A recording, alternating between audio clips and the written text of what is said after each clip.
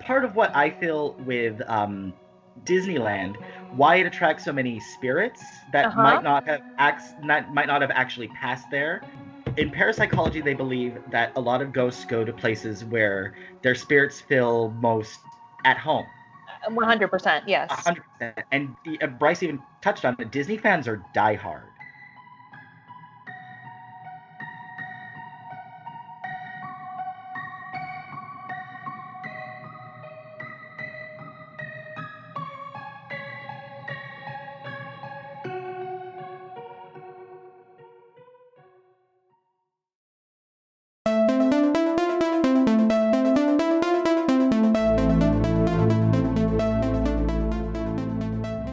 Disneyland is the happiest place on earth, to some.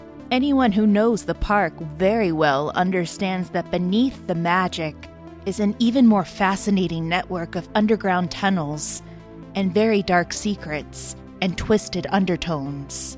On today's episode, Holly Weird Paranormal travels virtually to Disneyland as we are given a haunted walking tour of the Magic Kingdom with former cast member Mitchell Ralston. Let's sit down with Mitchell as we discuss about the Disneyland drownings, the shipwreck, the Matterhorn derailment, and the horrific accident that happened in the former American Sings Theater. And let's not forget about Disneyland ghosts. Is there more to the grim grinning spectres that are seen in the New Orleans Square? And is it true that Walt Disney still walks around the grounds? Walt Disney once said, "All of our dreams can come true if you have the courage to pursue them." And that's what he just did. He not only imagined one of the most magical places on earth, but he literally created it from the ground up. And that's what he did in 1955 in Anaheim, California. He built Disneyland, which was meant to serve as a magical escape from our regular lives and responsibilities. But for some, the magical escape quickly came to an end due to tragic accidents. So let's get Holly Weird, y'all, in the Magic Kingdom. Let's get Holly Weird in Disneyland.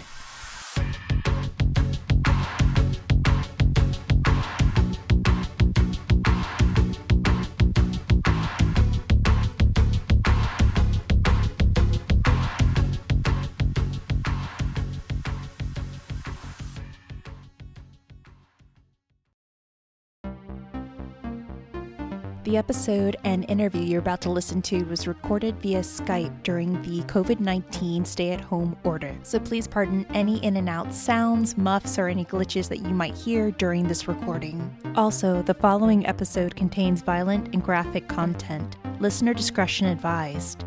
Now, let's get Holly Weird.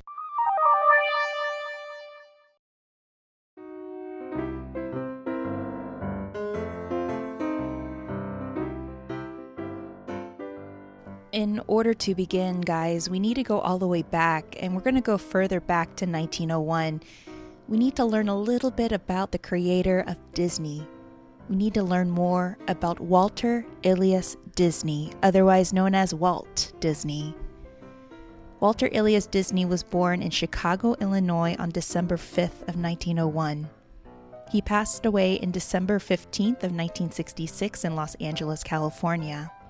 He was an American motion picture and television producer and showman, famous as a pioneer of animated cartoon films and as the creator of such cartoon characters Mickey Mouse and Donald Duck.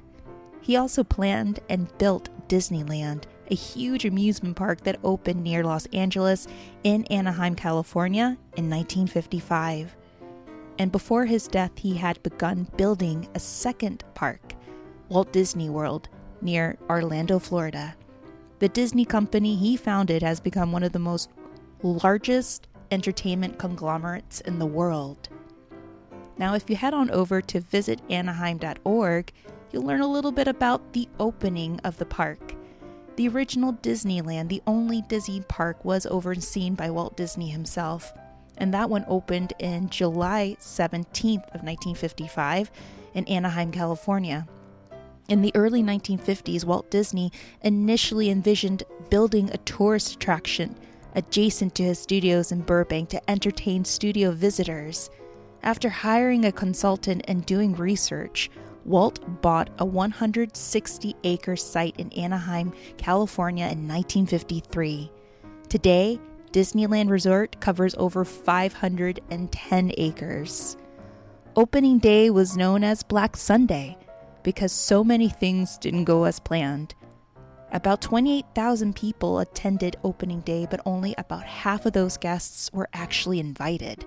The other half of the guests actually carried fake tickets, anything to get into the Magic Kingdom. In addition to the large, unexpected crowd, some of the asphalt wasn't even dry yet. There weren't enough bathrooms and people were tripping over camera cables everywhere.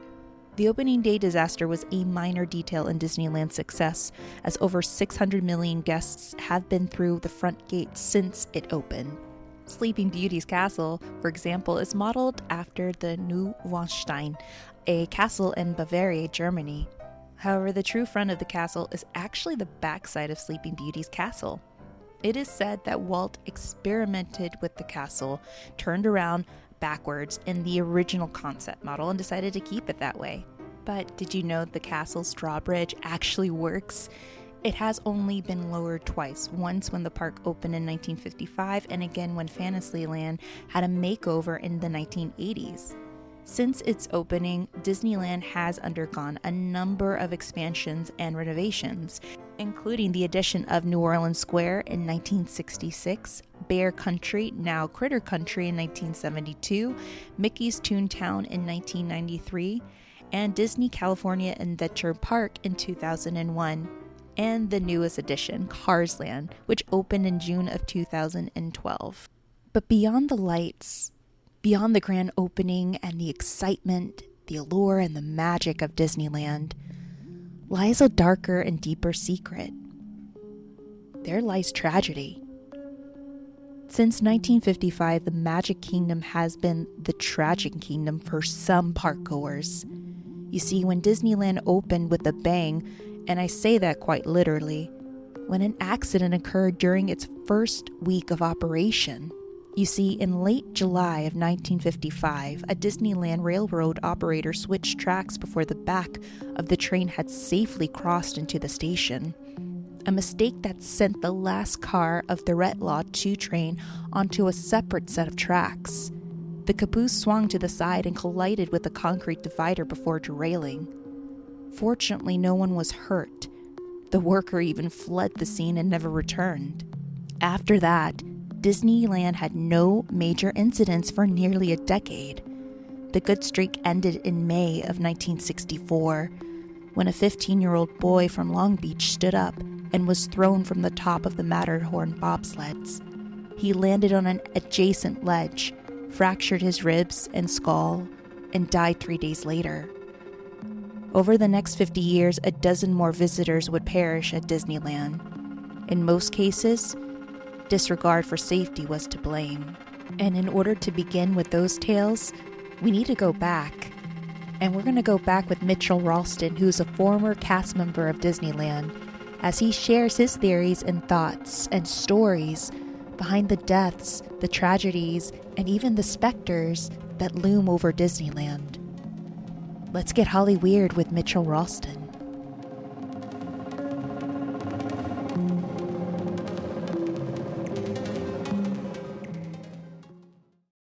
So, Mitchell, tell us a little bit about yourself, and let's just jump into Haunted Disney. All right. Hey, you cool cats and cryptids. I worked at Disneyland from 2009 to late 2011. I almost worked there for 3 years. Some of the things I will be talking about would get me fired. Thankfully, I haven't worked there since 2011.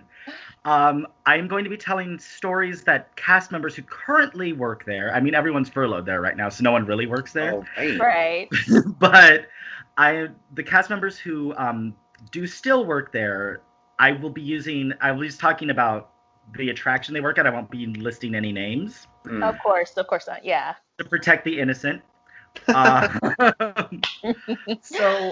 So really to start, we should start on Main Street. I mean, that's how you enter Disneyland. You enter through Main Street. Main Street USA is the kind of where you shed shed the real world and enter kind of this hyper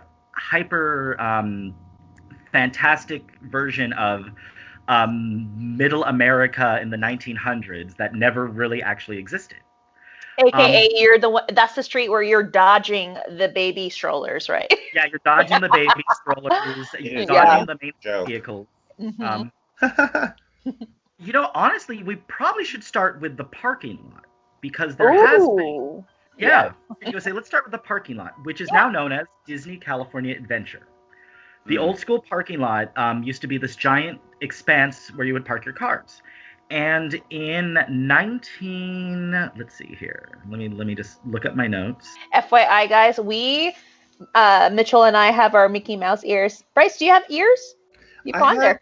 I have a Mickey Mouse tank top floating around. I have to actively not spend my money. Like Disney, for listeners who don't know, I am quite the Disney psycho. So like having Disney Plus has totally been like, oh my god, don't get me started on Disney Plus. I know. So like any Disney anything, I've watched like all the Disney like Imagineering documentary and like the founding of Disney, like all of it. So like literally as soon as you're like, Mitchell, we're going to the parking lot, like yes, the parking lot. Like I'm here for all of it. The parking lot. The current parking lot, the Mickey and Friends parking structure, there's been a few suicides there. What? There's been about 3 or 4 suicides there that have actually happened recently in about 2010. Stop. Yeah, October 17th, 2010, a 61-year-old man jumped to his death from the top floor of Mickey and Friends parking structure, and he left behind a note citing personal issues for his suicide. Goodness. Oh my god. April 2nd, 2012, a 23-year-old man was found near the northwest corner of the Mickey and Friends parking structure, and he was pronounced dead on the scene. It was investigated as a suicide, but there was no witnesses, so it's just a random dead body. Just at the magical place on Earth. 2016, a 40-year-old man jumped from his death from the Mickey and Friends parking structure. Also, so there's been, this is the current parking structure they built in 1999.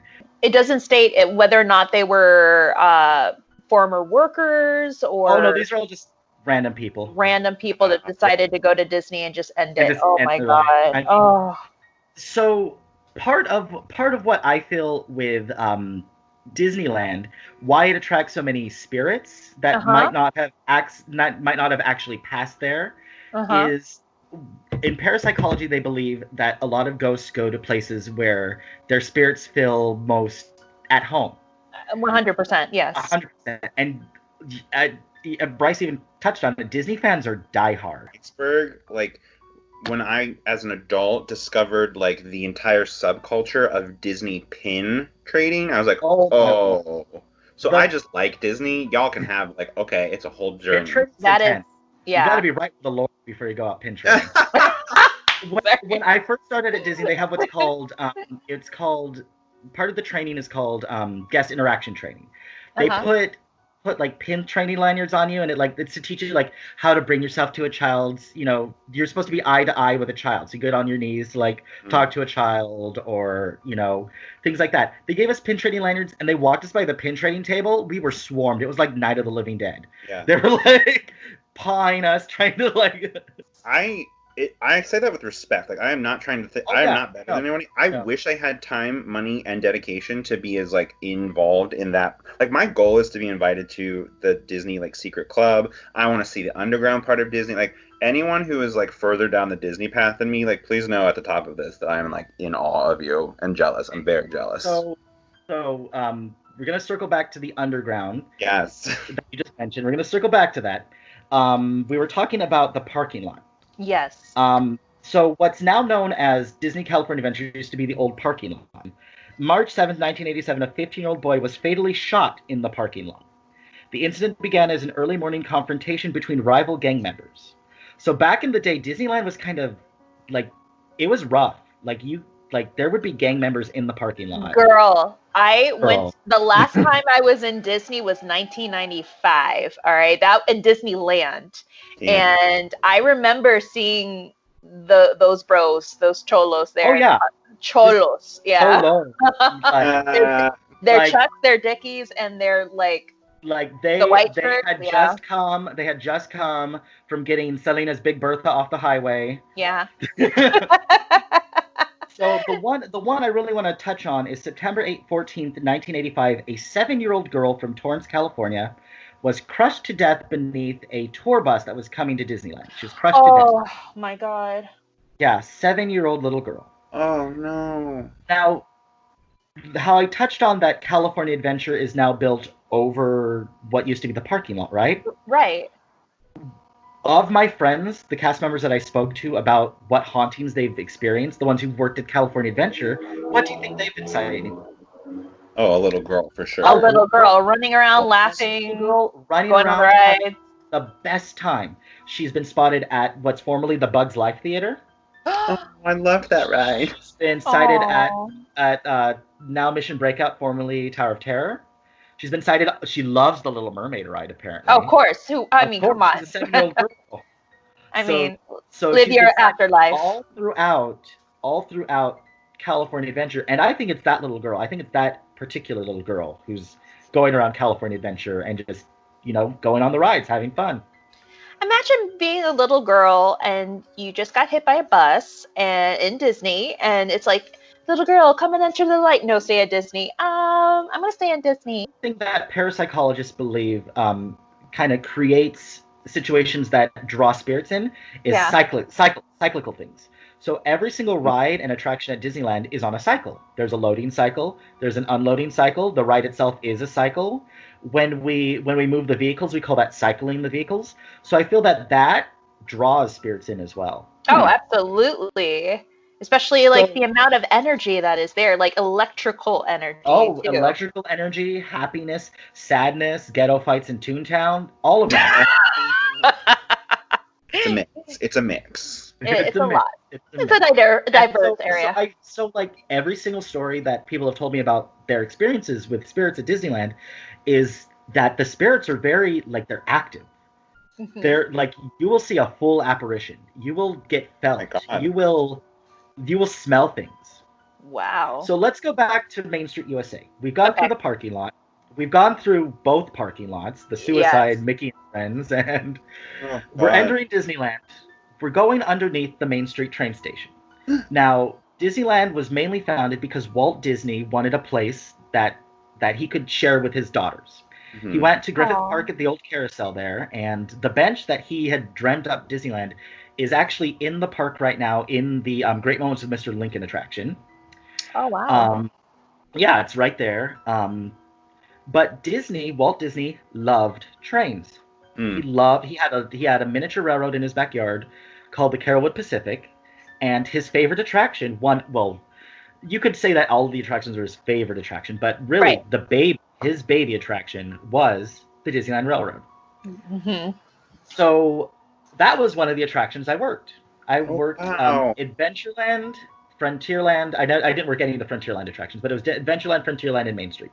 Mm-hmm. So my baby attraction was the Jungle Cruise. That was my heart and soul. That's where I worked. That's where I met so many celebrities. I had John Lasseter on my boat. I unloaded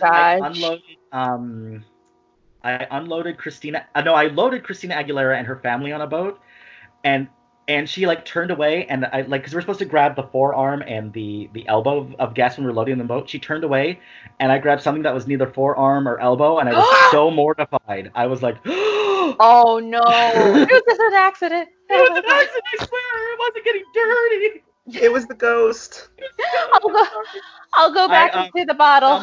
I'm the genie. I'll go back to the bottle. I unloaded Selma Hayek and her family from a boat, and her 187-year-old grandma was there. It was the sweetest thing ever. Oh my god! Aww. I loved Jungle Cruise. Was my home. That was the attraction that my heart and soul lived at. Aww. But you get a say of which like each shift where you get to work, or not really? No, you don't. It's based on staffing needs. You can talk to the managers. You have preferences. So my preference was usually Jungle Cruise. I also worked the Indiana Jones adventure. Oh yeah. And worked the steam trains. The story I'm about to tell you takes place on the steam trains. Ooh. So who do you think is the number one ghost at Disneyland? I mean, Walt Disney would have to be the number one, right? Exactly. So a lot of people, when they have experiences with what they claim to be Walt's ghost, they smell cigarettes. They smell Lucky Strike cigarettes. No way. There's no smoking sections in the park at all right now. But back in the day when there was still smoking sections, it was places like you couldn't possibly be smoking there. Like the engineers of the steam trains would smell smoke. They would smell cigarette smoke. Mm-hmm. And Lucky Strikes have a specific scent. They're so strong in tobacco. That was Uncle Walt's favorite cigarette. Was Lucky Strike. Yeah, makes sense. Yeah. So I would work the steam trains, and when you work the steam trains back in the day, back in like 2009, 2010, you were able to go in the Lily Bell, which is the VIP train car, by yourself, or you could take your friends. But in this particular story, I was riding the Lily Bell by myself. And it's you mentioned bougie at the beginning. This is the bougie train car. There is a kimono in there that was given to Walt Disney by the Emperor of Japan. There's actual items that Walt Disney touched and felt, and like his actual items in there. So we're supposed to like when you're in there, it's like this is a very special place. Yeah, like he's everywhere, literally everywhere. I was in there by myself. Oh, girl. I was waiting. It was one of my favorite leads. So lead is like your supervisor. It was one of my favorites for last day working. So on the Jungle Cruise, they have like a tradition that your last Jungle Cruise boat is like it's your last boat. So back in the day, back in the wilds of the 80s and 90s, back when you get shot in the parking lot. Yeah. Back in the horse and buggy days. back in the day, Jungle Cruise skippers would do like wild pranks. Like they stole the magic lantern from the Aladdin show next door. That's like ages ago. There's video of it too. They had a show in Aladdin's Oasis, and this Jungle Cruise skipper dressed up like Indiana Jones comes through the tiger's mouth, grabs the lantern, says, "This belongs in a museum," and runs away. So moving on from that. How extra. So we're waiting. I was waiting for like my friends, my leads last boat. So it was going to be like something super magical. So I'm there. I'm just kind of like riding the Lily Bell over and over again by myself, reading a book. And if you've ever been on the Disneyland Railroad, there is a diorama at the end. Like you go from Tomorrowland to Main Street. There's a diorama of the Grand Canyon, and then there's like a transitional tunnel, and then it goes to the like animatronic dinosaurs from the World's Fair 1964. So it's the end of the Grand Canyon diorama, and right before the transition tunnel, I felt like chills, like I felt like eyes were on me. Oh my god! What? I felt like eyes were on me. We get into the dinosaur diorama. There's a couch across from where I was sitting, like a Victorian era couch, and I look up and I see clear as day. No. The shadow of a man reading a newspaper. He folds the newspaper and kind of looks at me like, "What are you doing?" Oh my god! I was so scared. Like, and it couldn't have been me because one, he was reading a newspaper. Two, he was in like a different pose in a different section from where I was. I closed my eyes. I'm like, I wasn't gonna open them till I knew I was back on Main Street and it was like daylight. I'm like, nope. I noped out so fast. So, oh my god! And then you're just trapped on the train. Oh yeah, I couldn't go anywhere. I was like, figure look like? Describe him to us. It was like the shadowy outline of a man who was a little bit taller than me, a little thinner than me because I'm kind of pudge. So got a lot to love, girl. Yes. So I personally think that was Walt. Oh my god. Wow. I personally think it was Walt, and my friend asked me like, well, did you feel threatened by him? Did you, And I personally felt that it was more like he was kind of like, young man, you're not supposed to be here by yourself. You should share this with the guests. This isn't for you by yourself. I felt like I was being reprimanded by the ghost of Walt Disney. Oh my god, that's the dream. Get reprimanded by Walt Disney. Yes. Reprimand me some more, sir. Yeah. Oh my god, I will. The dream is to get slapped by Joan Crawford's ghost. So that was my experience there. Have people seen him there? Oh yeah, not in the Lily Belt, but on the steam trains. There have been cases where the train has to stop for an out of bounds. Like that means someone that's on the train tracks. Mm-hmm. And the conductors would, take flashlights and they'd go ahead and no one was there. Whoa. When Walt Disney was alive, his apartment above the Main Street Firehouse, there would be a lantern in the window. And whenever he was in the park, they would turn the lantern on. And this story, recently, like about, I want to say like in the 90s, they kept it on permanent, like as, showing that Walt was still there. Right. This story, it was like the 80s. Oh my God. Custodial cast member was up there kind of cleaning up, and she turned off the lamp. And when she turned around to like, get her cleaning supplies, she saw the lamp was back on. And so she grabs her cleaning supplies, and then she hears a voice whisper in her ear, I'm still here. Oh my God. No. So with the shutdown and everything, I have had cast members point out to me that yes, the lantern's still on. They haven't turned that off. He's still there. It's like a park-wide ghost light. Yeah. Yeah, like a park-wide ghost light. So he is definitely there. He's still working in the afterlife. I mean, it was his baby. Like that was his dream. Yeah. So I personally think that he's gonna stay there for a while. He's not going anywhere. Yeah. Let's move on. Do you guys want to go to Adventureland, where I'm from, or do you want to go into Tomorrowland, where there's been a lot of crazy shiz happening? Ooh. Let's go to Tomorrowland. I definitely love. I've heard so much, but I want to get confirmation from you, Mitchell, about a lot of those things. First off, Tomorrowland is where I had my favorite celebrity sighting. Well, I was in the park. I was just hanging out with friends, and we were on Space Mountain. And we saw, whenever you see one of the tour guides who wear plaid, that means that there's a celebrity nearby. I've actually been on 2 of those as like a guest of someone. Yeah. It ruins Disney for you in a way. Oh yeah, you get spoiled. You're totally spoiled. Unreal how amazing being on one of those tours is. I've been lucky to go to both times. I'm like, I personally am famous. This is for me. Like, yes. No, you're nothing. Like, oh, right. So we see a plaid, but we don't see a celebrity. We get off Space Mountain, Cher. Oh my God. Just Cher walking. Like we couldn't see her plaid, but it was just Cher walking by.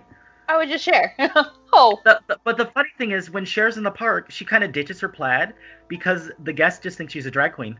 She is one of the most successful men in the music industry. Okay. I am a rich man. This is one that I'm pretty sure you will know as probably one of the urban legends. Mm-hmm. I have not been able to trace this particular haunting to any known experiences that have happened. Mm-hmm. But have you heard of Mr. One Way? No. I have heard of Mr. One Way. I have I heard about Debbie. That one, no, but Mr. One Way, yes. Space Mountain. If you're riding by yourself, if you're riding single rider, they say, the legend goes, so it is written, that a man with like red hair and kind of a rusty face will sit next to you. And by the time you get back to Space Mountain, you get back to the station, he's gone. No one was there. Oh my God. So he's known as Mr. One Way. But like I said, I have never been able to trace that to an actual like death or anything that happened. Mm-hmm. We talk about it so often. Sometimes there's instances where legend becomes so ingrained in people's memory that the collective belief or energy manifests something that may or may not have ever existed in that sense, but that the legend has now become so believed in that it has like its own life. Exactly. That's in, I believe, Buddhism. It's called a tulpa, where you believe in something that you create like, what was the movie? It was not the Haunting, but like there was one with like Draco Malfoy where they created a ghost basically. Oh, what's the name of that movie? I know which one you're talking about because I've seen it on like movies to recommend trailers on Netflix or Amazon, but I know which one you're talking about. But there was an episode on Supernatural that tackled that subject. Oh, I'm trying to remember which season. I could be wrong. It could be season 6 or 7, but they did an episode of that on Supernatural. So there has been only one actual death related to Space Mountain. In August 14th, 1979, a 31-year-old woman became sick while she was riding it, and she was unable to exit, so they just sent it again. They just sent the vehicle again through. They were supposed to remove the vehicle from the track because roller coasters at Disneyland especially, they have to keep it moving continuously. Otherwise, if it backs up to the station, it'll break down. So they sent it again, and she they didn't realize that they were supposed to move her vehicle off the track. And they just sent it again, and that caused. She came back to the station. And she was like barely conscious. Like. Oh my god. She went into a coma and died a week later. So she didn't die at Disneyland, but she died in relation to being at Disneyland. Look, I've ridden the Incredicoaster, but at the time it was. Well, I've ridden it once as the old brand and once as the new brand. Riding them back to back, you kind of think like, oh, Disney rides are like pushover rides. When you ride them back to back, it's kind of no joke. Like, oh yeah, yeah, it's a lot. It is. So there is another ghost. I may be mixing this up because I did have Disney World cast members giving me stories as well. Oh. There is another ghost who allegedly haunts not the Haunted Mansion. We're going to get to that one later. That is the creme de la creme of all stories right there. There is a ghost who allegedly haunts Space Mountain known as Disco Debbie. Oh my God. And she, much like Mr. One Way, will ride Space Mountain with single riders, but she glows green. She glows in the dark and glows green. I haven't heard this story, so I'm excited to hear about this. So I think that it's possible that Disco Debbie was that 31-year-old woman who passed in relation to Space Mountain. Or she's just some like crazy lady who likes Space Mountain so much in life that now she's just going to haunt it. Yeah. That's possible. I mean, who wouldn't? There was the People Mover. You already mentioned this in the Instagram story. There was in 1967, this is like a month or two after the attraction opened. For our listeners who are probably only used to Disneyland nowadays, they probably don't like, what's the People Mover? But those tracks that are above Tomorrowland, they used to have like a continuously moving system that would show all the different attractions. There have been 2 deaths related to the People Mover. Oh my God. In 1967, a 16-year-old boy, he was jumping between 2 People Mover cars, and he fell and was crushed by the second car coming in. His body was actually dragged 100 feet by the cars before they could like stop it. Oh my God. So back in the day when you were riding the People Mover, the legend goes that that boy was riding with his girlfriend and she had blonde hair. And when he was trying to get back into the car, he was grabbing for her hair to like get back into the People Mover car. So women with blonde hair who would ride the People Mover would feel like hands grabbing their hair and like, God. No, I'm so glad I went back to my fantasy color. Yeah. Oh, that's my shape line. I did not know about that. Oh no.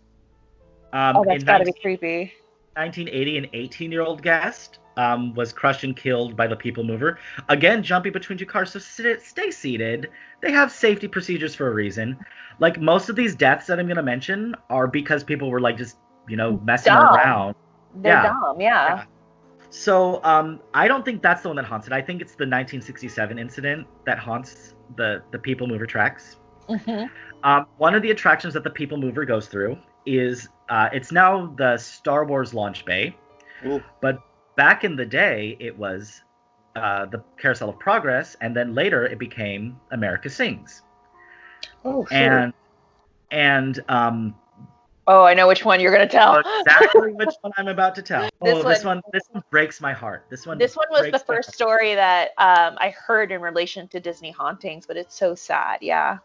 Very sad. July 8th, 1974. She was 18 years old. Her name was Deborah Galestone. She was fresh from high school. She had just graduated Santa Ana High School. This was her summer job. She was working America Sings, and that building is a circular building that it moves. It continuously moves.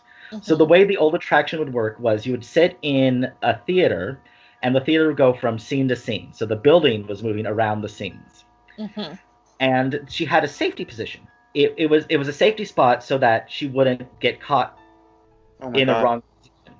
The investigation that happened after her death, they don't know if it was due to, poor training or if she misstepped, but what happened was she was outside of her safety box and she got crushed between the wall of the theater and the wall of the next set. Just crushed. God. She was 18 years old.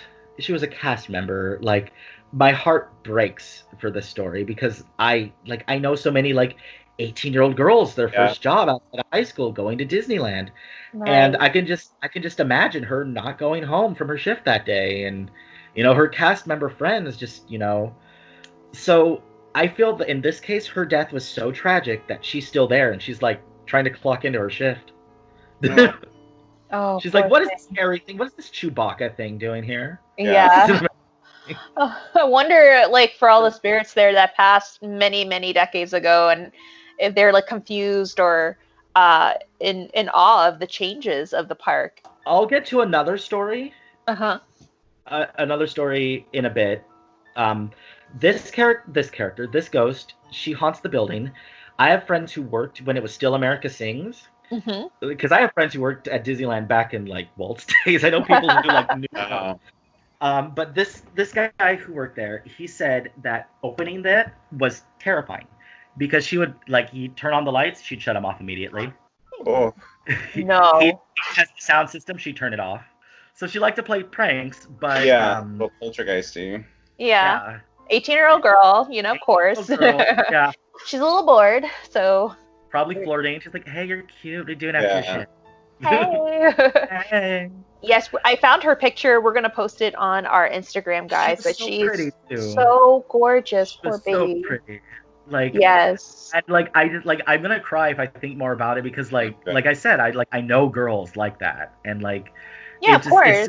It's so tragic, and the urban legend that no one died at Disneyland. They take they wait till their bodies leave the park before they're pronounced dead.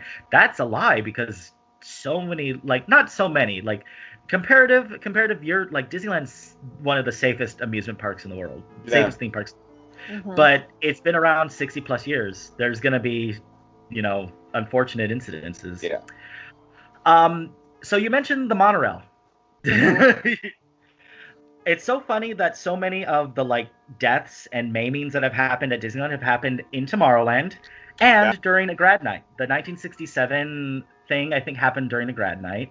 Wow. I think the 1980 was at a grad night, and this story about the monorail happened on a grad night as well. So let me just get back to my notes. This young man was basically, he was climbing the fence. He was trying to sneak into Disneyland during a grad night because he wanted to party with his friends, and a security guard was trying to warn him, "Hey, get down from there," because a monorail was coming.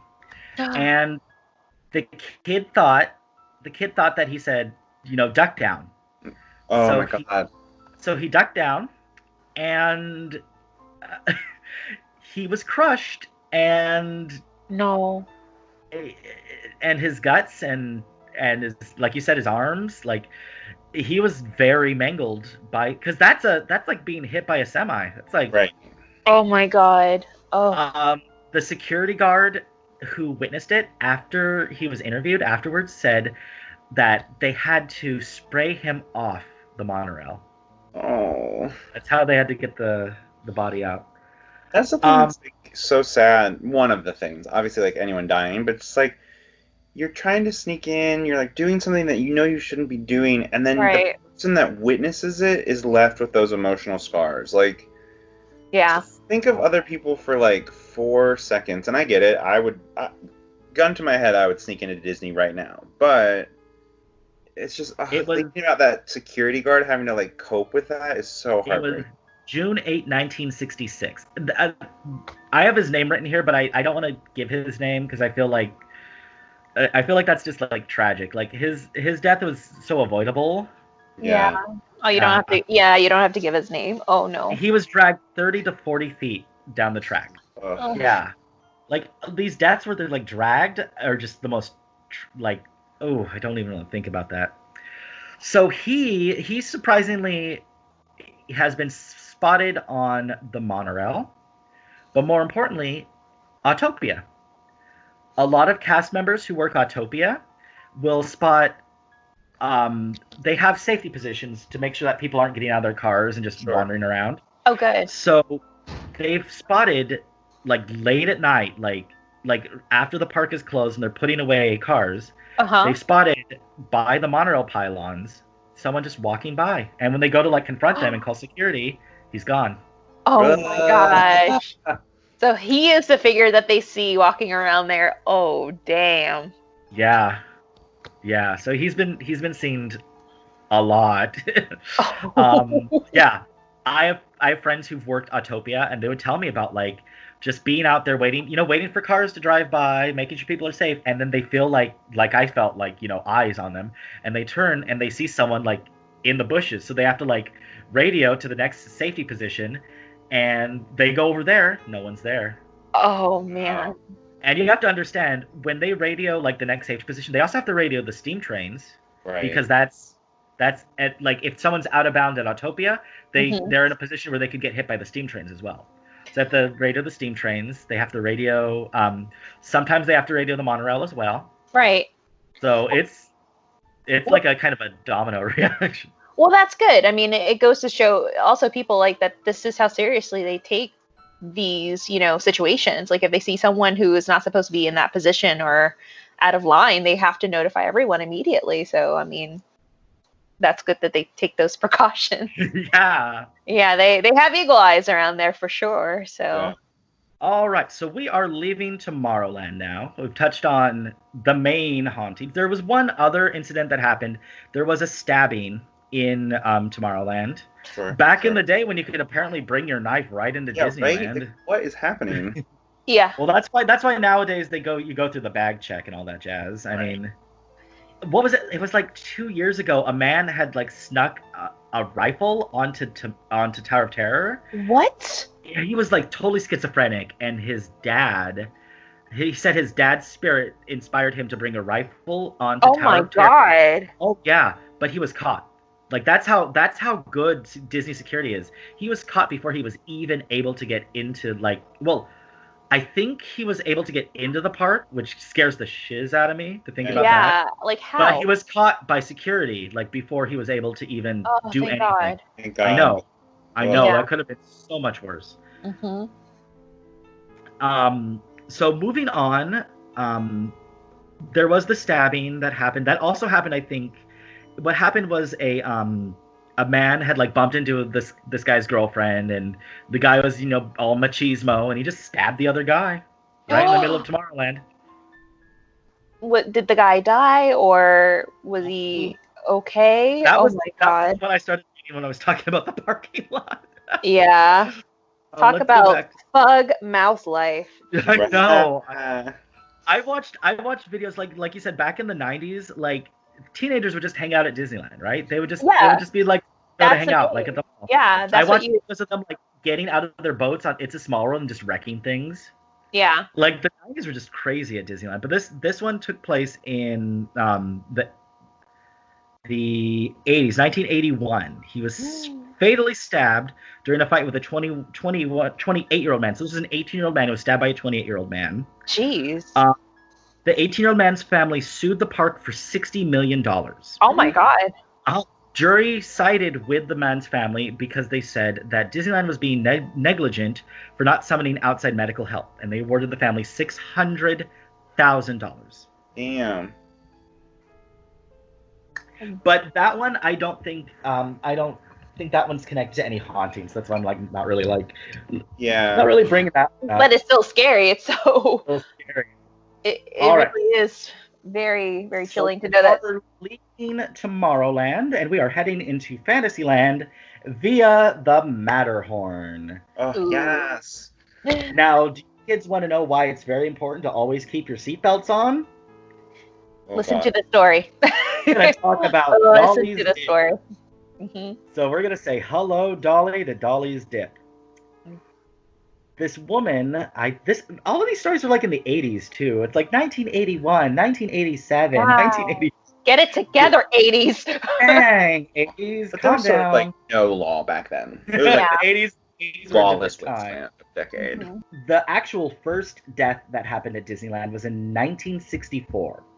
A 15-year-old boy from Long Beach stood up on the Matterhorn. Never stand up on a roller coaster. What are you, an idiot? He stood up and he was... I have these long orangutan arms. There's times when I'm scared to put my hands all the way up. Yeah. In the Yeah. air. I'm sure they're gonna cut my hand off. Yeah. Like not Disneyland, but Ghost Rider at Knott's Berry Farm. I'm like terrified to even like lift my arms up. No. Yeah. Oh, Space Mountain for me is always the one where like my hands are gonna get decapitated. Oh my god. Okay, Yeah, I if sit on my you ever hand. ride Space Mountain with the lights on, you will never hold your hands up. You will be like, oh, you'll like scrunch down. Like, in a fetal Also, position. I am officially old. The last time I went to Disney, it was like in March, right before everything happened. No, before time. And Before time. I am officially too old to ride the Matterhorn because it wrecks you. Like, as a little kid, you're like, this ride is amazing. And as an adult, it jostles so much. I was literally crawling out. I was like, my back. Oh my god, my back. I'm like, okay, I'm actually old. I'm not cool. So this 15-year-old boy, he they say that his restraints was undone by his ride companion. So like, you remember how you used to be able to ride it like cuddle style? I bet whoever like wrote it was like undid it and like, go stand up, come on, be a man. Yeah, a Jerry bro. Ka-thunk, ka-thunk, ka-thunk. Oh, So he was the first actual death at Disneyland. He was 15 years old. Oh shit.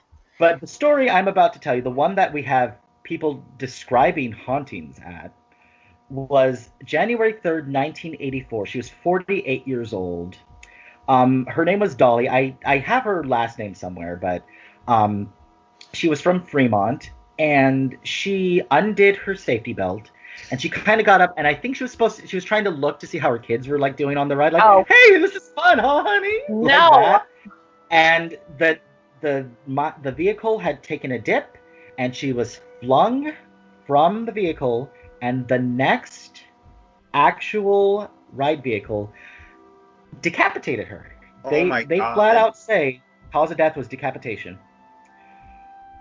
So the investigation later found that the seatbelt was not buckled, and they said it was unclear if the victim deliberately unfastened her seatbelt, or if the seatbelt had malfunctioned. Nowadays the ride won't even go in until the sensors can tell that the seatbelts are buckled. And also, not only that, once you're buckled in, you're buckled in. You can't unbuckle them. Yeah. Good. Good. Yeah.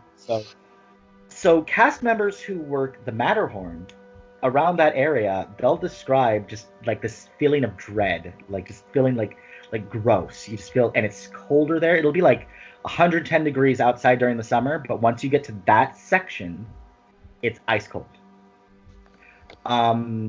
They had described like kind of like, you know when you like see out of the corner of your eyes and you think you see someone standing there? Yeah. They described that a lot there, and it's like no one could possibly be there, because when you do a track walk at Disneyland, there's safety procedures by DOSH and OSHA, where it's called lockout tagout.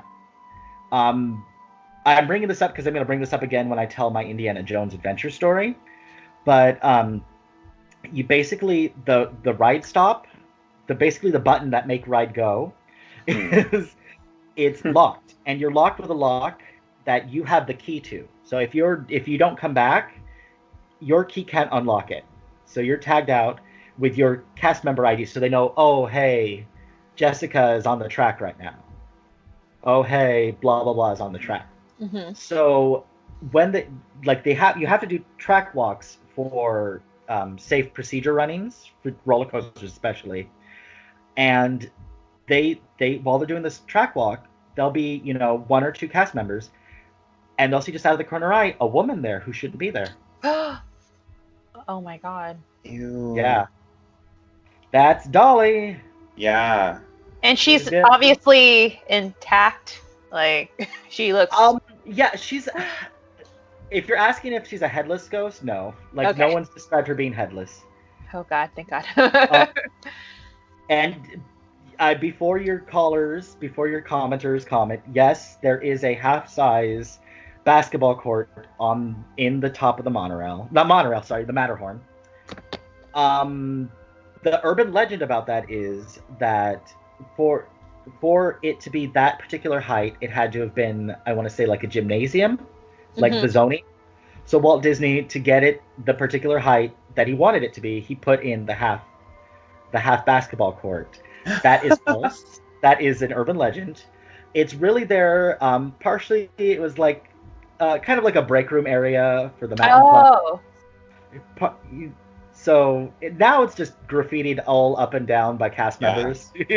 Of course. but it used to be just a little break room area for the mountain climbers who used to climb the Matterhorn to like kind of burn off some steam.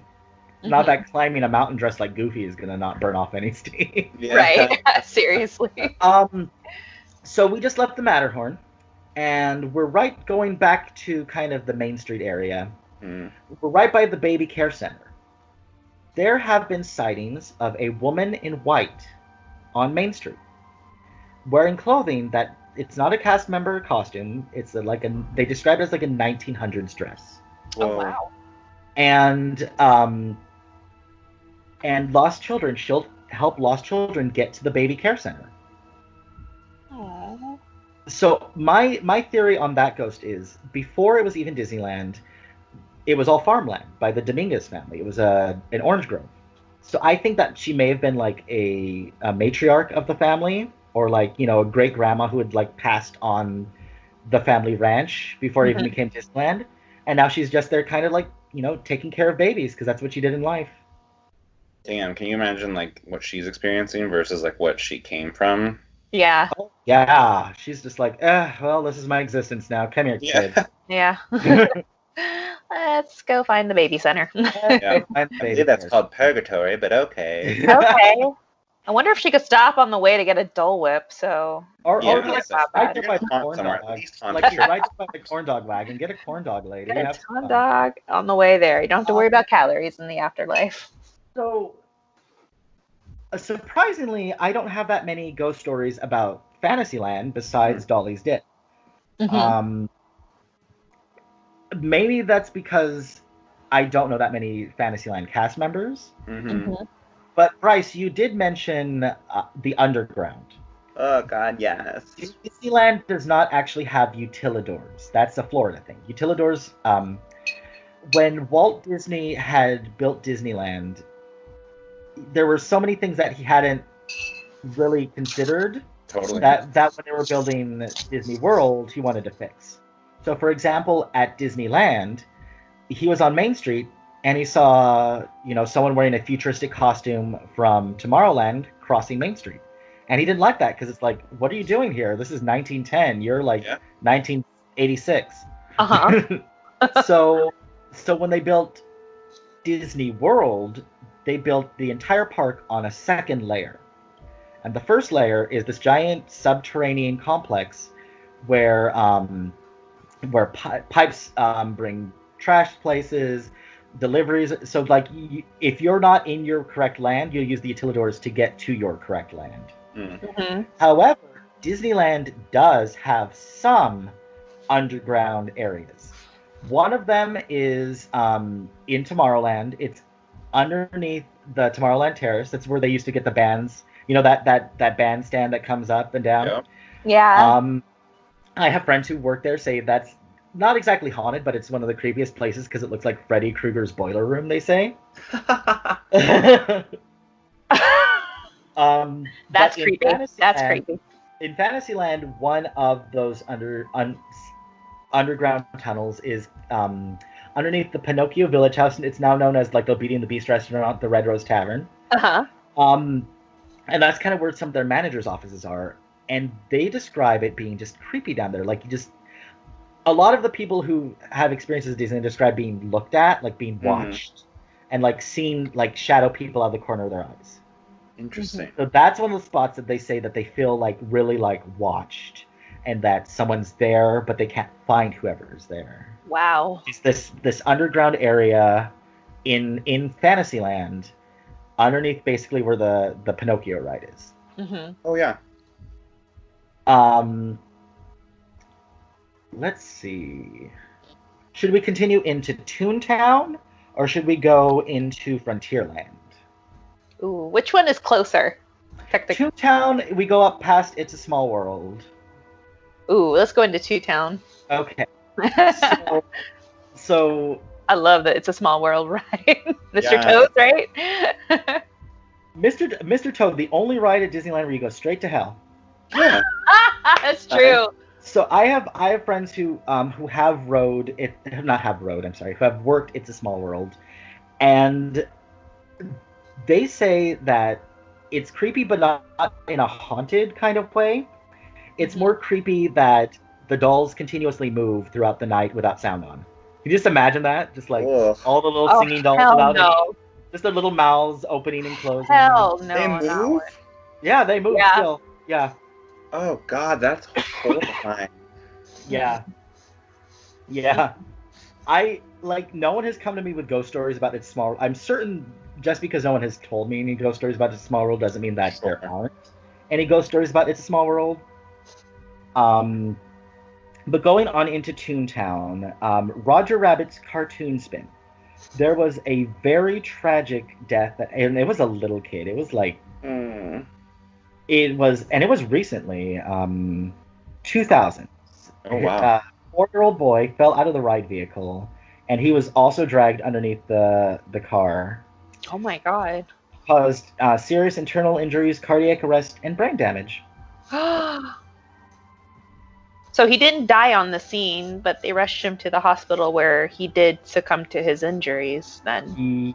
Yes. Oh, poor baby. This is good because it caused Disneyland to completely change their emergency policies. Wow. Good. Because that caused this instructed ride operators to call 911. Mm-hmm. I remember that ride. I really remember it back in 95. It like moves so rapidly, and then there's a section where you do an entire 180. The little boy didn't die directly related to that. He suffered from like his brain injuries for the rest of his life, and he died only 9 years later. So he died young. He didn't die because of that, but he did die young. Oh, poor baby. Yeah, but part of that is the ride vehicles, the centrifugal force, the force of it. Yeah. They were loaded wrong. The father should have been towards the door, and the boy should have been on the inside, but it was reversed. So the little boy, like when it whipped around, he fell out. Oh yeah. No. So that I personally the hauntings that have taken place that I've been reported in Toontown all take place in the character department. So we're talking like where Mickey, Minnie, Donald, Goofy get ready. Yeah. The friends, wink, wink, wink, of Donald, Mickey, Goofy, Pluto, and them will describe while they're getting ready to meet their friends. They'll describe things being tossed at them in their costuming room, like shoes or bows or hairbrushes being tossed to them. Oh my god. One of my friends who is in costuming described a quarter being flicked at her, like just flicked at her head. Oh, hell no. Hell no. Just a quarter flicked at her head. She described, I've had people describe the actual room where you meet Mickey at Mickey's house. The character attendant was there with Mickey, and they were about to load the next family in, and they turned around and there was someone in there already. So they're like, oh. So when they like turn back around to talk to the family, like, oh, it'll be just a moment. Mickey's just finished up with a guest. They turn back around. That family is gone. Oh my god, the whole family? Yeah, it was like, Yeah. I think it was like a father and daughter kind of thing. What? But like yeah, they turn, like, oh, I didn't realize I had guests in here. All right, and then they like, okay, bye guys. Like it was like even a split second, and boop, they're gone. What? Yeah. Now we got families. We got families. Ghost families. Ghost families. So leaving Toontown. I mean, if we must, we can talk about the 2019 ghetto fight in Toontown. Oh God, yeah. That's like my favorite thing. I love when the grandma like does her fake fall. Oh, when the grandma's like pushed and she does like her like melodramatic fall. Like, yeah, the telenovela fall. It's like, my God, it's the best thing ever. They roll all over the ground. You're like, okay. So moving from Toontown, we're gonna go into Frontierland. Oh, we're gonna go into Frontierland. Big Thunder Mountain Railroad. Like that's one of the main cases that people like bring up like a death at Disneyland is they talk about Big Thunder Mountain Railroad, the accident that happened in 2003. The urban legend in that is that the victim was beheaded. He was not. What actually happened was much more tragic. To my notes what is on much that, more tragic than a beheading? Is my question.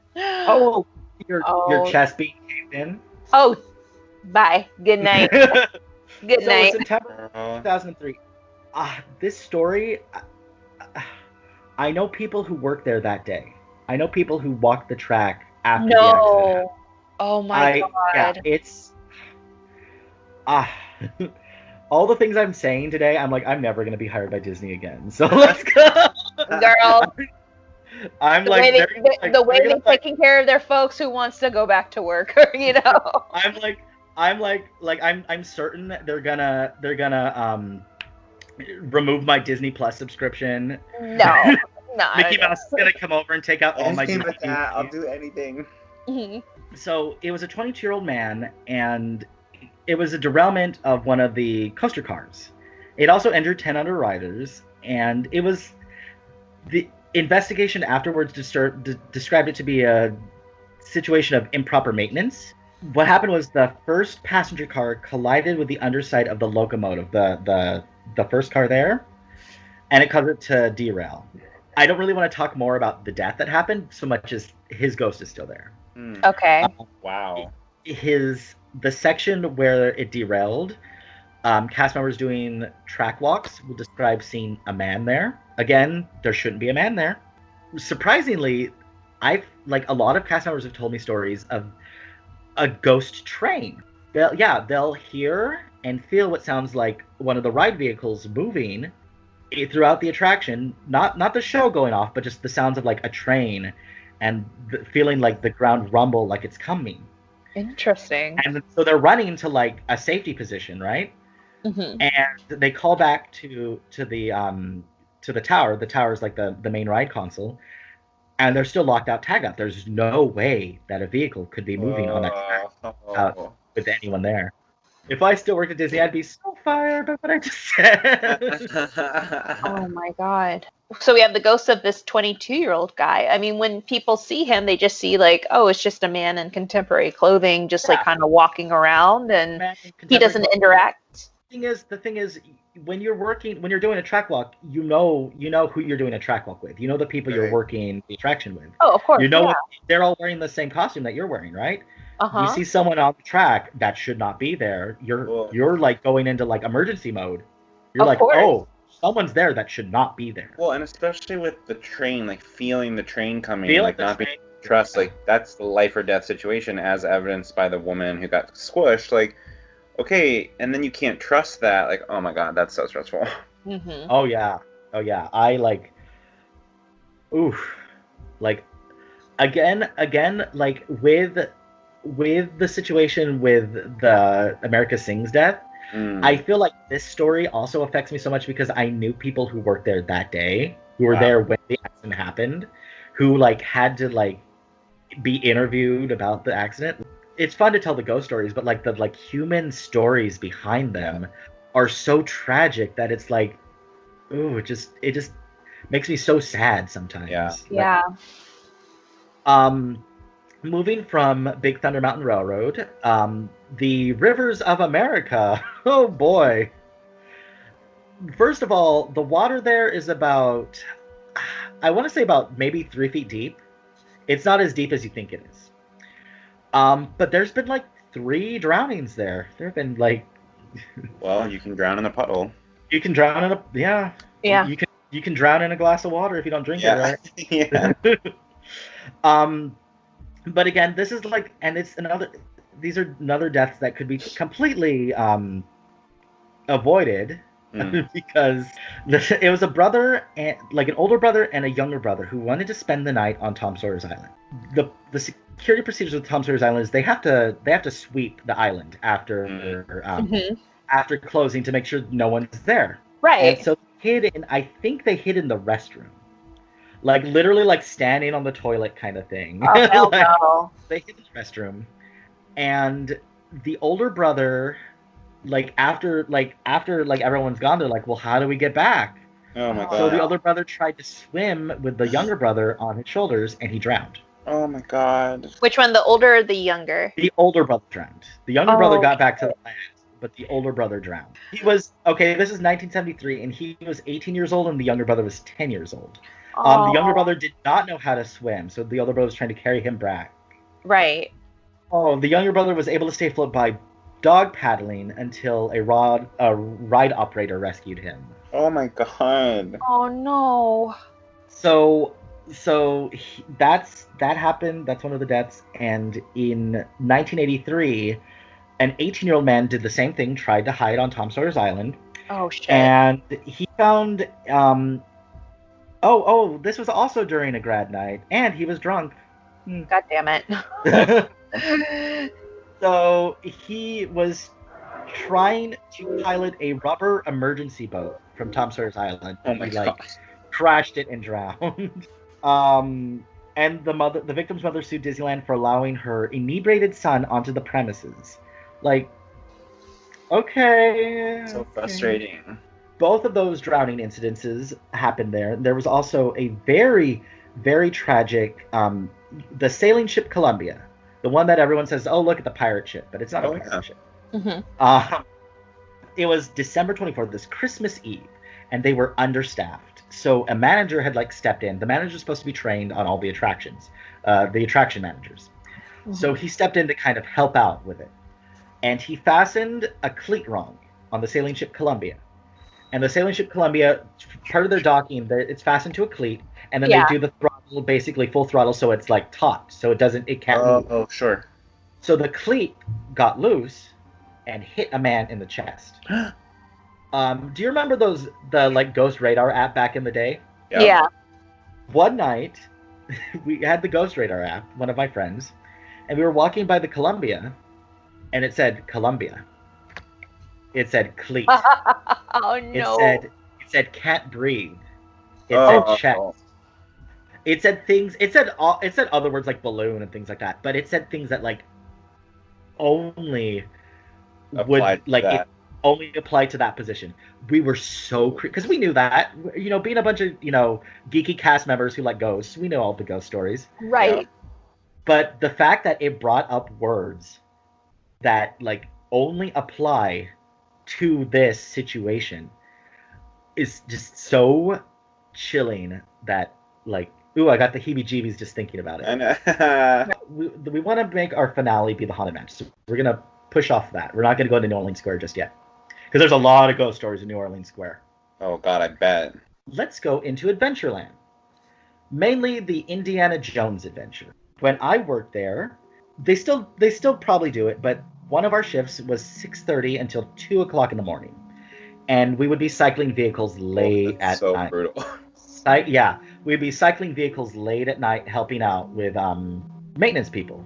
And there's also cycling shifts that's like 3 o'clock in the morning to 7 o'clock in the morning too. They have like when you work attractions, there are some shifts where you're there all night long. Right. Don't even get me started on grad nights. Grad nights are of the devil.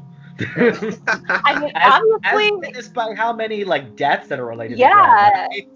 We had just finished cycling. It's 2 o'clock in the morning. Whenever a human body has to be on a position where a vehicle is moving, we have to do lockout tagout. So we had just finished cycling the vehicles. There's no vehicles on the track. We hear from the inside of the Indiana Jones Adventure attraction, inside the attraction, a scream. A woman's voice screaming at the top of her lung. We lock out tagout. We call security, because obviously you need security too, in case someone got in there. checked the sensors on the doors because there are doors that you can get into the attraction. We checked the sensors. None of the doors had been opened. Oh my god. We track walk with security. No one's there. We leave. It's like we have no idea what. Yeah. We call facilities too. Facilities says there's no woman's voice screaming sound effect in this attraction. I wonder if they have it on security camera. I don't know if security camera can pick up on the audio, but I don't know. Yeah, So, could that be a possibility? But I mean, if there's no scream, that is a part of that ride. A completely different shift. Different lead, different cast. I wasn't there this time. They're starting to cycle vehicles. They hear the scream. They have to lock out, tag out, walk the attraction, call security. Right. 3 months later, another God. closing shift. Finish cycling the vehicles.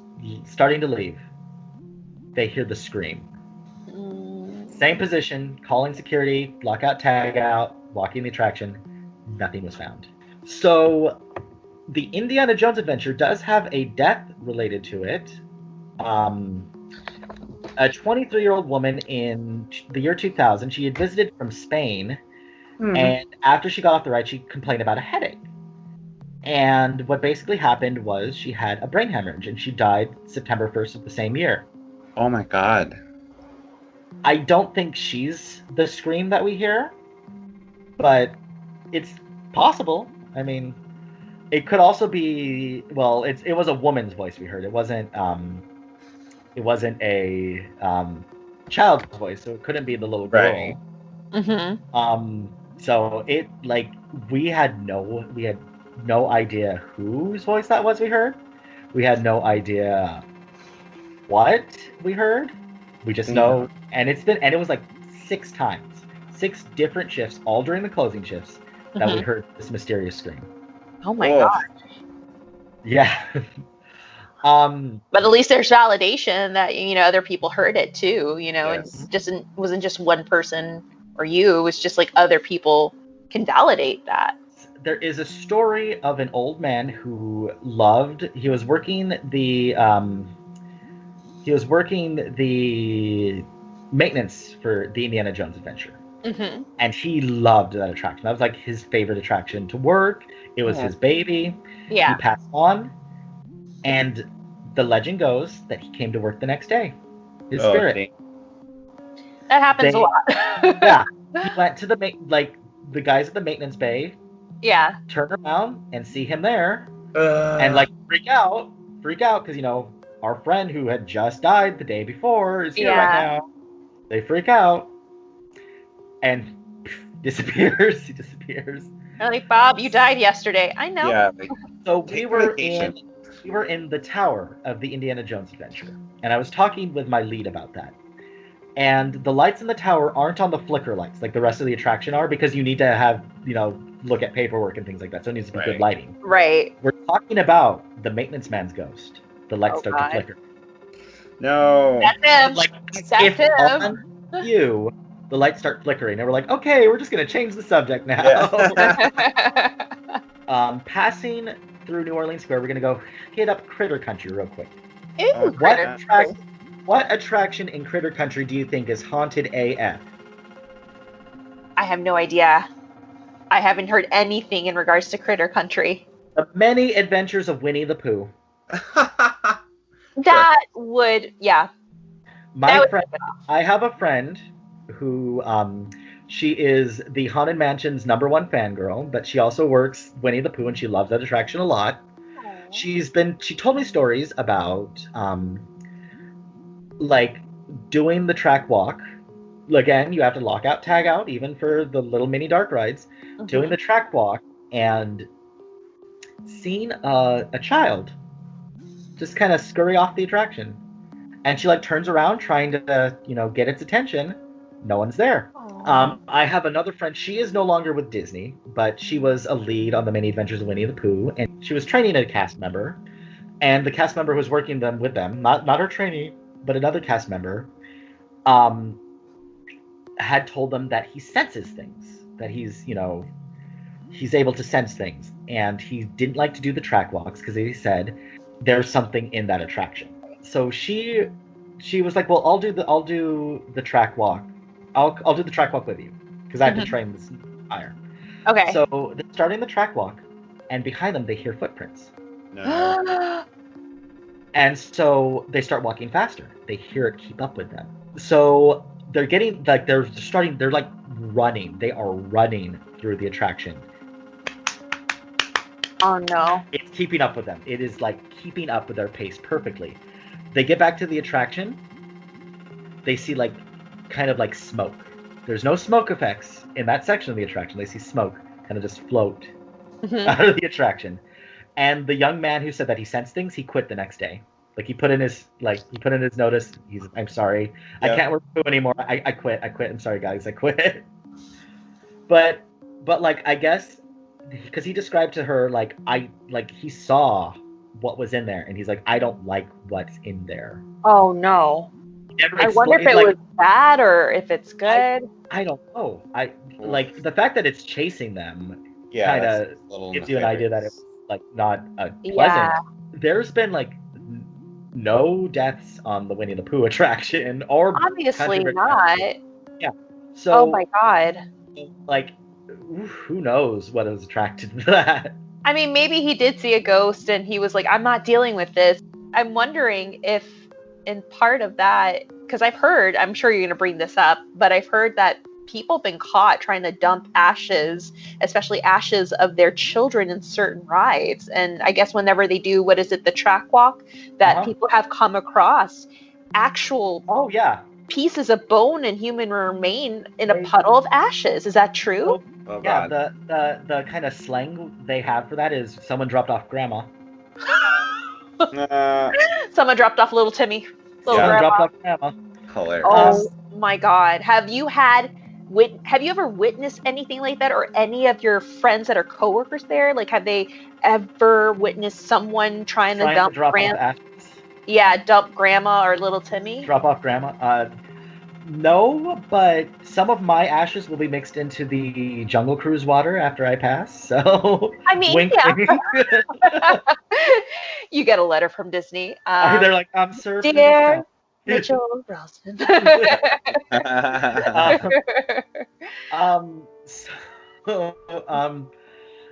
Moving on from Critter Country, there's been like in a lot of the storerooms, like the people who work the shops at Disneyland, there's like the second floor like storerooms where they store like the extra stock and everything. Right. Boxes will be tossed. Boxes will they'll be like stacking things, and one of the boxes they just stack will toss back down. Items will go missing. Oh. So mainly I believe the one above the offices that are now above the Main Street Opera House is one of those spaces. The Star Trader in Tomorrowland is one of the spaces that, there's like a flat-out poltergeist there just tossing boxes. And we are now at New Orleans Square. Yes. My motherland. Who dat? Damn right, baby. So, we are in New Orleans Square. Pirates of the Caribbean. You've mentioned this on the Instagram. Yeah. Back when they first opened the attraction, I guess prop skeletons were still kind of not that good.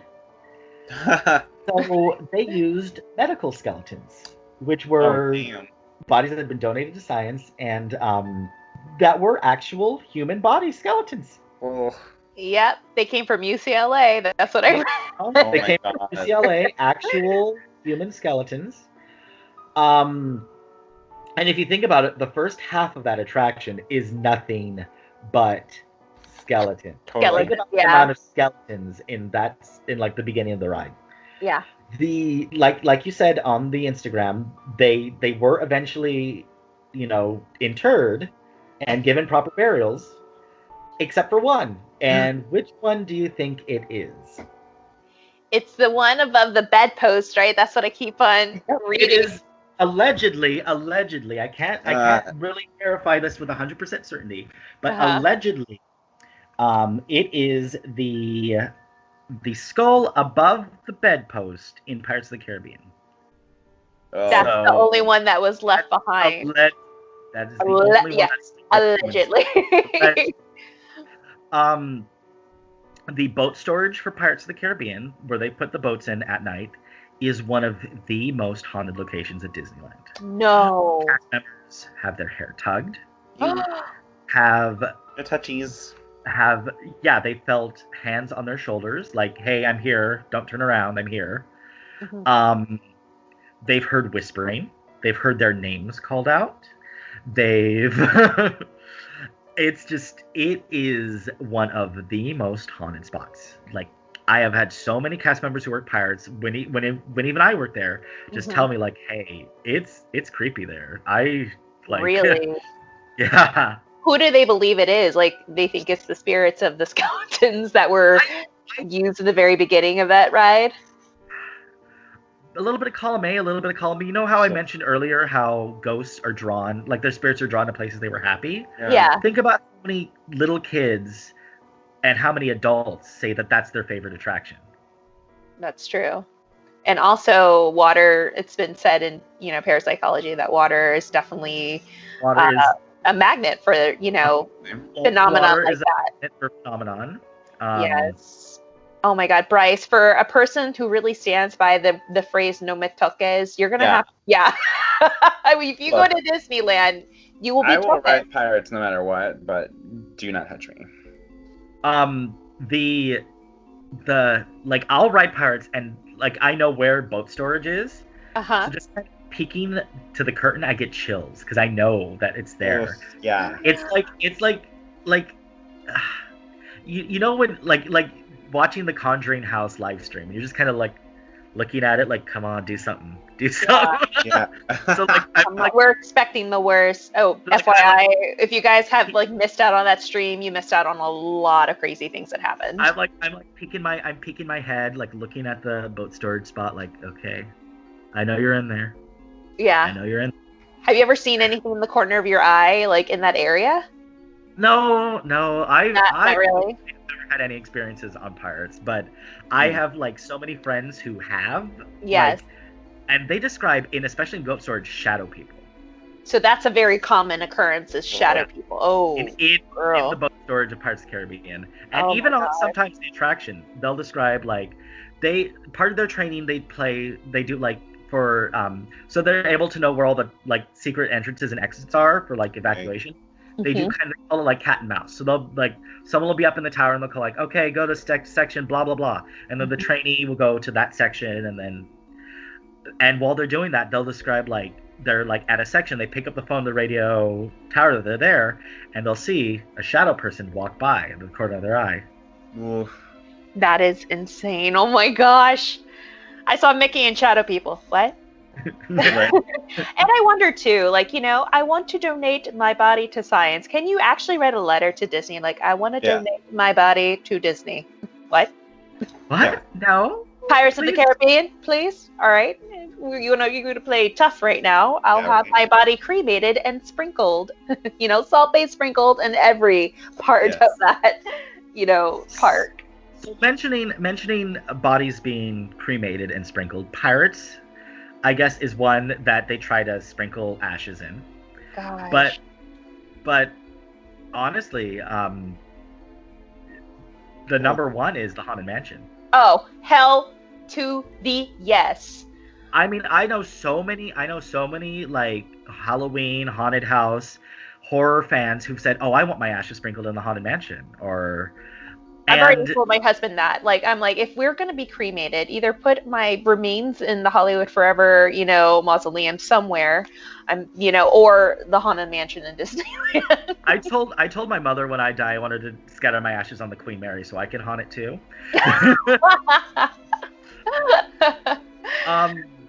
So I'm getting a little bit ahead of myself because we still have to talk about the shops in New Orleans Square. Oh, yes, girl. I told you about one of them that one of our listeners messaged to me before we recorded, and jump into it. So I've been mentioning a lot of people feeling tugging and their hair being pulled and stuff like that. So one of the listeners had written into Tammy and mentioned she worked in a shop.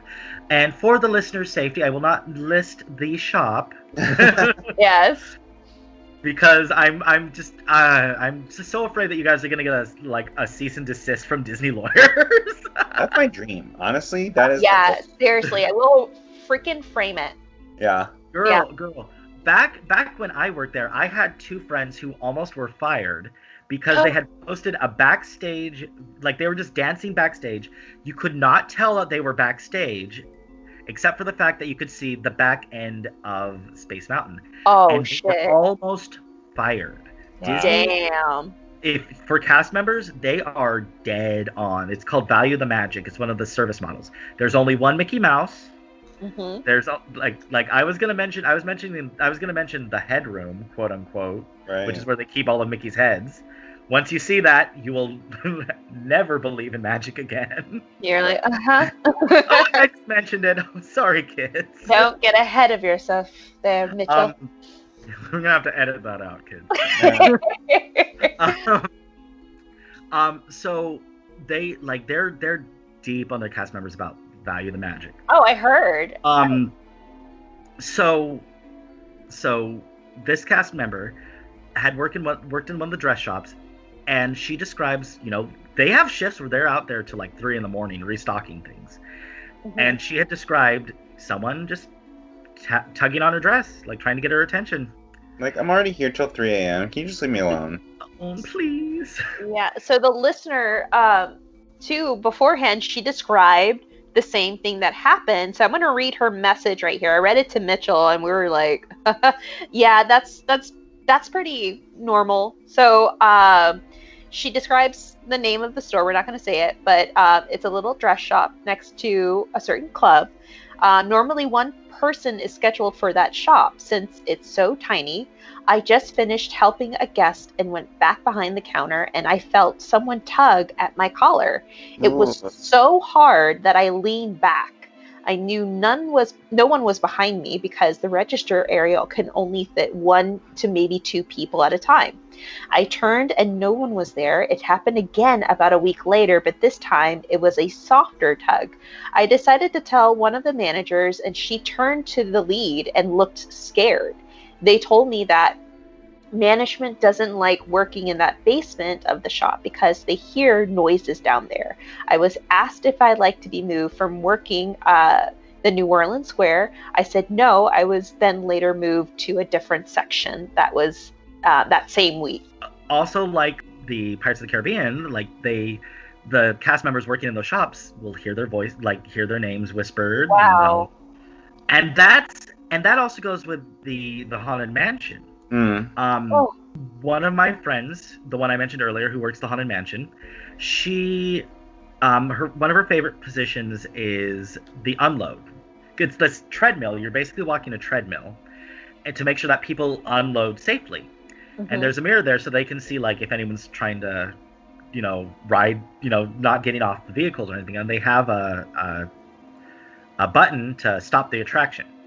That's partially why when you're riding the Haunted Mansion, playful spirits have interrupted our tour. You'll hear that a lot because it's also how they get wheelchairs on and off. So she says walking it, and a lot of cast members who work that describe, they'll be watching the mirror and they'll see someone still in one of the vehicles. So they stop it to get them out. Right. And no one's there. And they'll be walking the treadmill and they'll feel like someone breathing down their neck, like they're right behind them.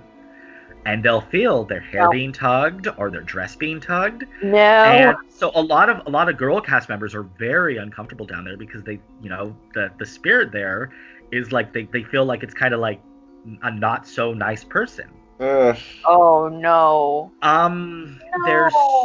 There's stories of a man in a cane riding the Haunted Mansion. This is one of the stories that kind of gets mixed up between Florida and California's Haunted Mansion. Mm-hmm. Okay. Allegedly, a man had crashed his airplane on the land that they built the Haunted Mansion over, which was part of a ranch in the 50s, the 40s and 50s.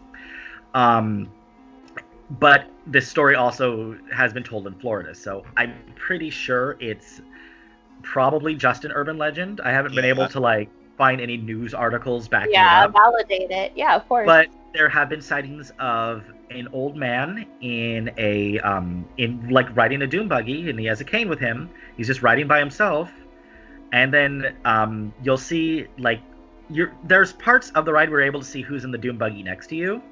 Mm-hmm. So like they'll spot him at one spot, and then the next time that they're able to look in the next dune buggy, he's not there.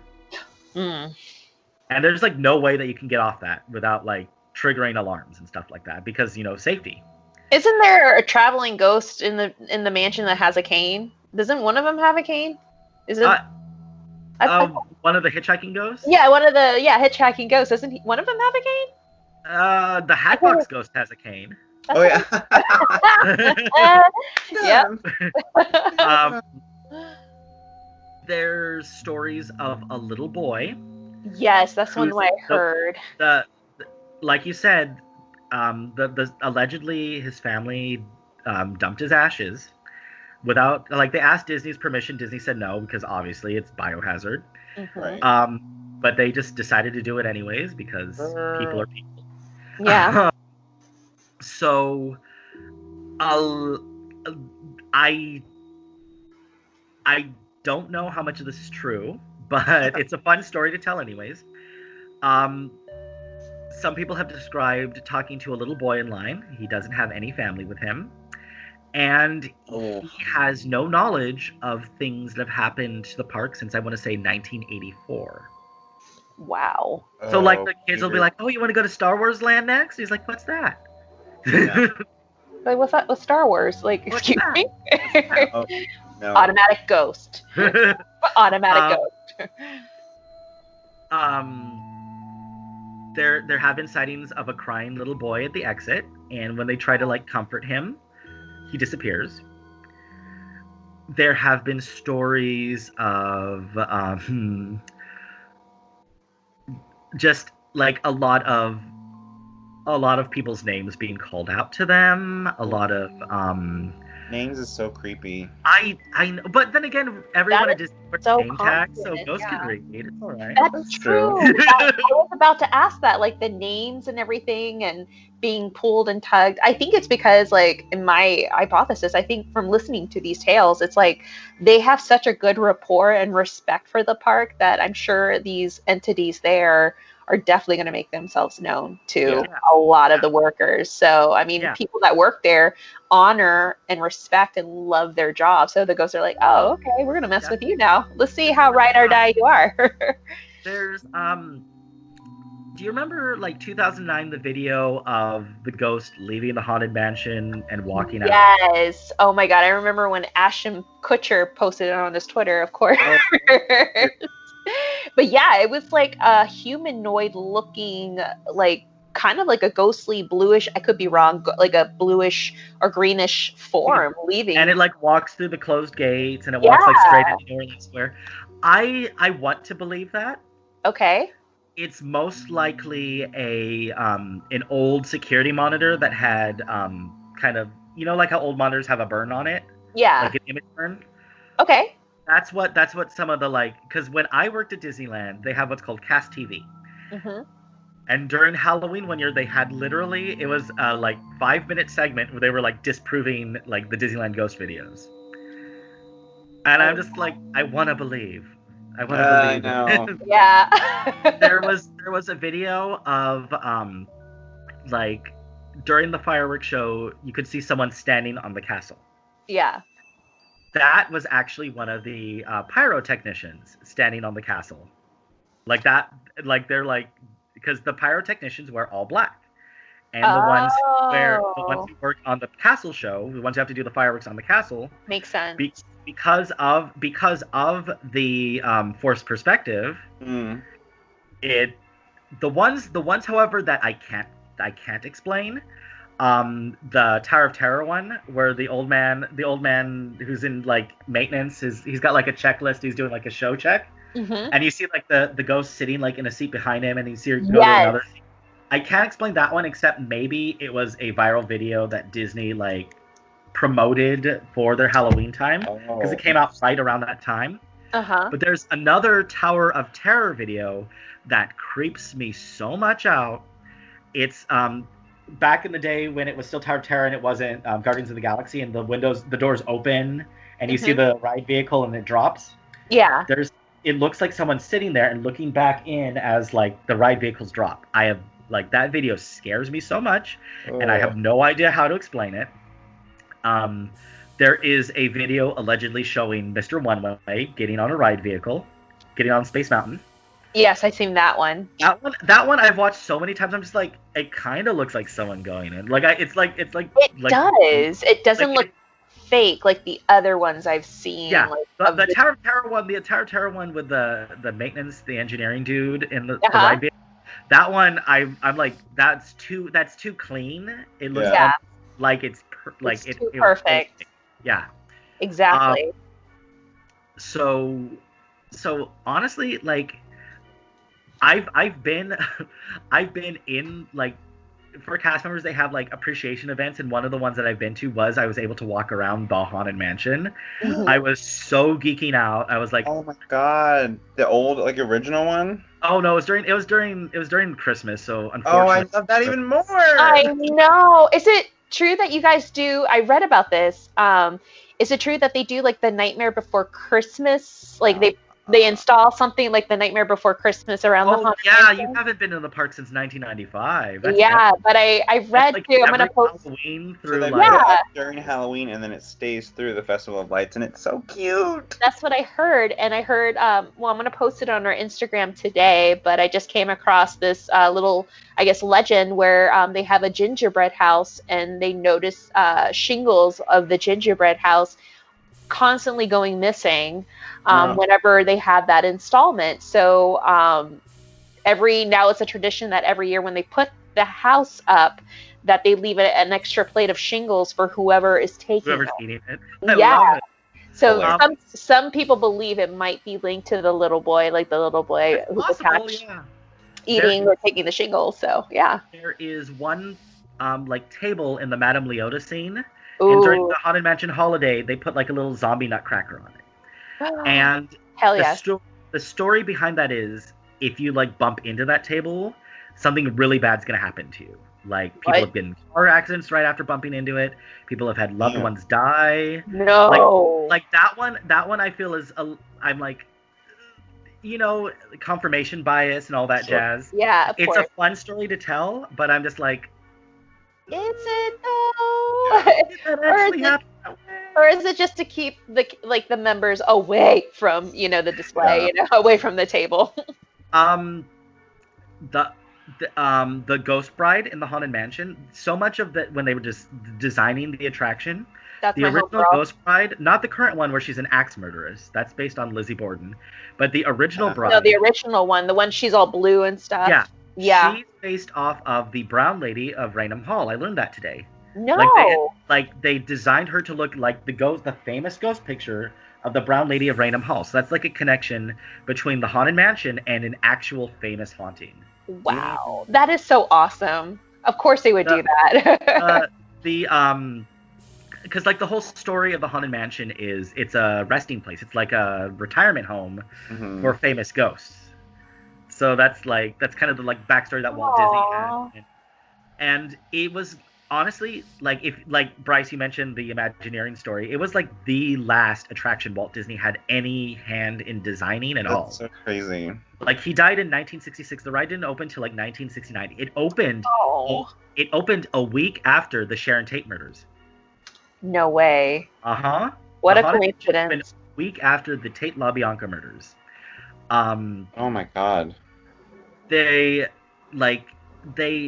originally there was kind of a argument in Imagineering over if it should be scary or if it should be more funny. And like they wanted to decide, like they were like, should it be like a rundown mansion or should it be a nice mansion? So Walt, one of the things that kind of guided them after he passed was he was like, well, we'll take care of the outside of the mansion and the ghost will take care of the inside. So the outside of the mansion's this nice, you know, New Orleans mansion. Yeah. Yes. You just imagine like them serving mint juleps on the porch. Of course, the colonial. Yeah. Typical and then house. You get inside, it's all it's all dingy, cobweb, gray. Yeah.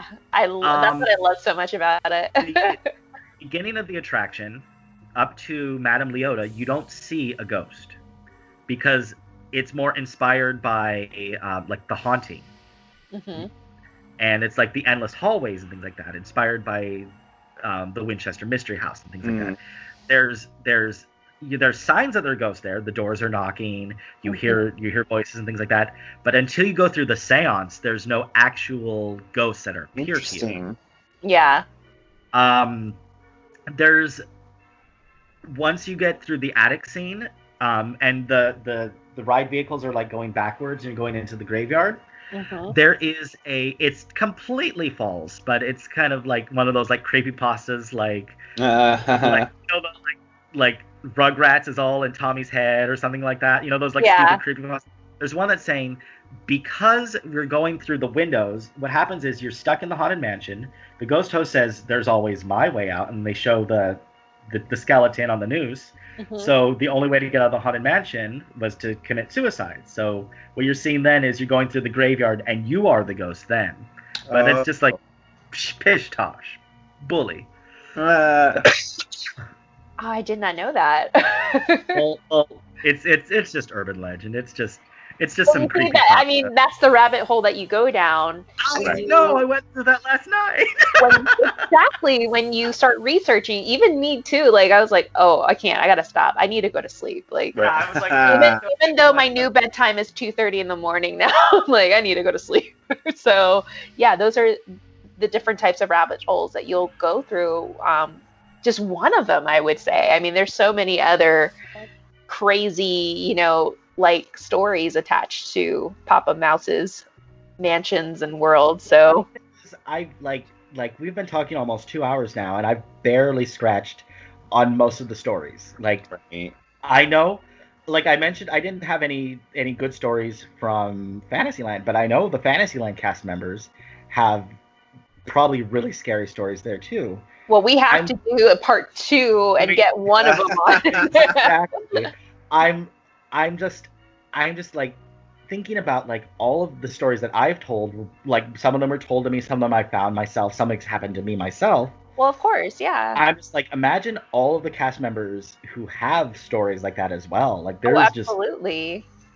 Because there's so many, like, millions of people who go through Disneyland in a day, and how many of those, after they pass, their spirits still kind of cling to it. And, 100%. Yeah. And even more, now that the park's, closed because of the situation right now, just imagine the ghosts having, like, a field day. I'm wondering how the energy is over there right now. I'm sure there are people there working, like, behind the scenes, like organizing cleaning. Central workers there right now. Yeah, so I'm wondering what their stories are right now, because from what I've been reading in articles, especially in the New York Times, like people have been experiencing high levels of activity in their homes that are already haunted and stuff. So I can imagine what's going on over there. Yeah, another thing, like, well, it's it's tangentially related to Disneyland, but, in 1990, Disney owned the Queen Mary. Yes. Can you just imagine, the Queen Mary's closed right now, just imagine what the spirits there are going through. Well, that is another thing that we're trying to do. Like, I've been putting off the Queen Mary and Disney and other stories because they've been very repetitive. That's why we wanted to do a different take on this episode by bringing someone that used to work in the park to give us the inside scoop on it. But another thing, too, about the Queen Mary, and this is something that I've been talking with Craig Owens, who is a historian, and the author of Haunted by History, Volume 1, he has a great and very in-depth chapter about the Queen Mary and the room, what is it, B140? B340? B340. Actually, it was B474 where the actual event happened. But yeah, so when Disney owned Queen Mary at one point, it's actually researched that they created the lore behind that one. Yeah. That particular, because especially with that kind of out there story of like a man being torn apart in the room, there would be news articles there would be. Absolutely. There would be. And I know that Bridget Morecourt of Ghost Magnet said that, I wanted to go and stay the night in the room. She stays the night in the room and nothing happened. I love that. Okay, first of all, they charge $600 for that room. $600 to stay in that room. And you get a Ouija board. Nope. I don't know if you can even keep it. They give you a Ouija board, they give you a crystal ball. Yeah. They give you tarot cards because, when I think of contacting the dead, I think of tarot cards. Mm-hmm. Pull a card, spirit. Yeah, it's that's something that's, according to Craig Owens, is something that's definitely been made up.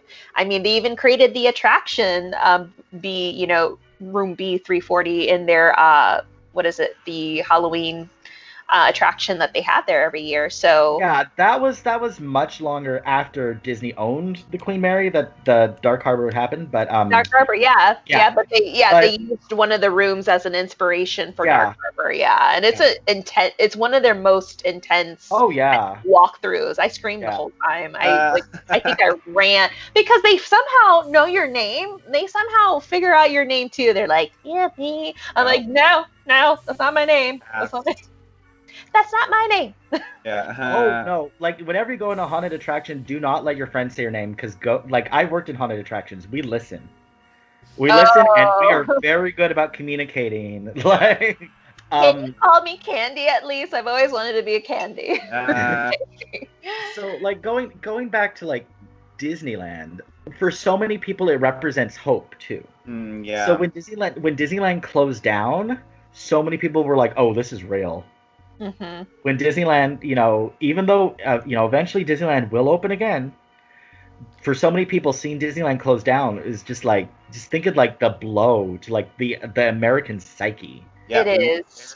I was there literally the week before, the weekend before the California order went into effect. And even then we were okay, we'll just be really careful and we'll just wash our hands a lot. There was no one in masks. It was a moderately full park. It did not seem, and I think about that now, and that seems like ancient history. I'm shocked. The fact that only one person who happened to be there ended up getting COVID of our group is a miracle, basically. I now, knowing what I know now, I would have never gone. But at the time, we were just oh, it's fine. There's not, we'll just be really safe and we won't touch anything. And we'll just wash our hands. We had hand sanitizer with us, and it's a bygone era. Mm-hmm. Yeah, it's going to be very interesting because we were talking about it too, Mitchell, of how it's going to be organized after it opens. And before, like I mentioned to you before, my husband and I tried going into the park a couple of years ago, and this was during our Christmas vacation, and we were turned away at 10:30 in the morning, along with the hundreds of people that were coming in, families, people that were in wheelchairs were being turned away because they were at max capacity, and they told us to literally come back at 5:30. That's when they were going to reopen the park. I was like, yeah. So what? they that's called a cold close. When they reach a capacity, because they do have capacity. When they reach that capacity, they won't allow any other people back into the park. Wow. Damn. And then a hard close is we're at capacity. When you're gone, you're not allowed back in the park. A cold one, they'll let people back in. Okay. But with you have your back in the day with a hand stamp, but now it's just a ticket. They'll let people back in eventually with that one. But when it gets to hey, we're at capacity.